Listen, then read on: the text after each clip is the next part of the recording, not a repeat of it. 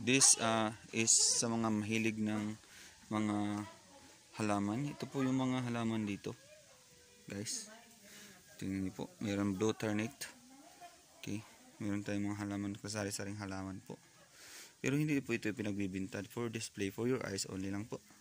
So tingnan niyo naman. Dito tayo. May gumamila. May ano pa rin, oh. Tingnan niyo, guys. Tingnan nyo rin to. Okay. So, ito yung effort ng mga kabataang Pinoy. Tingnan nyo.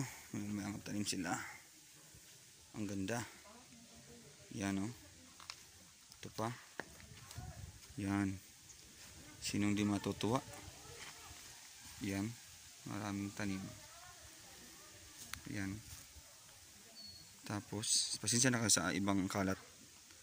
Pero ito, yan, tingnan nyo. Yan, tingnan nyo. Dito na naman tayo. Dito kami noon tumatambay, guys. Ang sarap naman ng, wow, ang ganda ng plant na to. Nakaka-attract naman.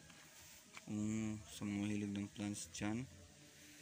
Okay, marami silang variety ng plants dito, oh. Yan. Ito, welcome plant ba yan? O yan, marami. Dito, nag-ano lang yan. Nakatambay lang yan. O, ito. Grabe ng improvements dito, guys. Tingnan mo. Yan. Okay. So, yan. Tingnan mo rin yan. Sus, dami niya, no? Gustong gusto ko itong ganitong halaman, no? Yan. Tingnan nyo. Guys. Ako, mahal na yan sa syudad. Okay, gustong bumili, ibili natin yan. Sabihin nila lang ako, baka ipagbibili nila. Hindi ko kasi alam. Ito na yung, guys, tingnan nyo ito. Dito na tayo. Ito na yun, kung natatandaan nyo noon. Ito na yun. Ito yung farm. Ito na yung farm. Guys, look at the farm. Kung natatandaan nyo, guys. Sa unang kong vlog. So, pinopromote ko tayo dahil dito ako nang galing at saka marami ko natutuhan dito sa loob. Tingnan nyo, guys, meron na naman tayo dito mga plantation pa din after 2 years.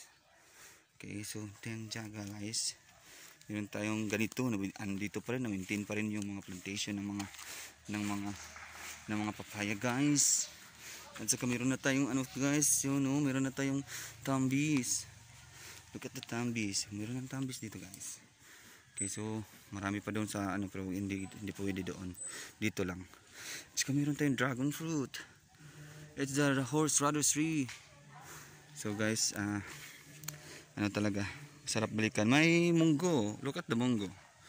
Hindi pa natin alam ang ibang plants doon sa malayo. Kasi may ano dito eh.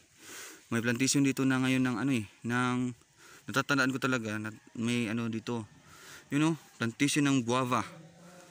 Yun, marami na doon guava. Tandaan ko talaga, nagtanim pa dyan sila. Guava.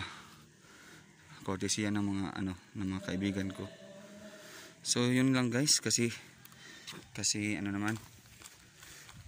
Oh yeah, ito pa, oh. Tingnan nyo, oh. Sino magkakagusto niyan, baka income generating ito.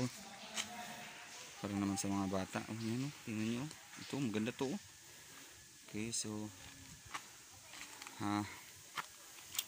it's in to this spot. So life is like a flower. Okay, it adds color to this world. So always be kind, be compassionate, because truly kindness boomerangs. This is Nars Anton.